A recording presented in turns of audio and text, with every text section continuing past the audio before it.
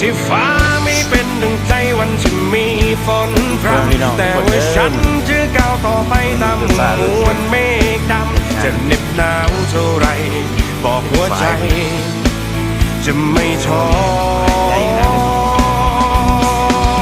วันที่ฝนร่วงเทหล่นมาในค่ำคืนหนาวกายแต่สุดท้ายมันต้องผ่านไปฉันจะไม่สิ้นหวังจะก้าวเดินด้วยฝัน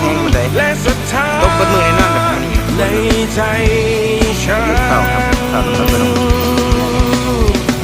ยิ่งเป็นที่ใจว่าไม่ยอมต้องไปฝันที่ขอขัดกันอีกแม้ในวันนี้จะมีน้อยไม่ค่อยรับโชคชะตาฉันเลือกเธอเดินฉันเลือกเองใช้ใจของฉันนำพา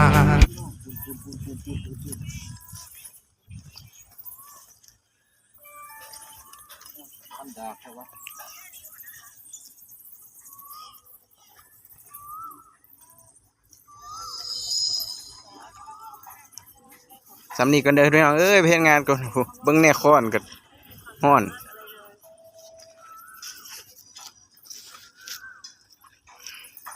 สวัสดีครับพ่อแม่พี่น้อง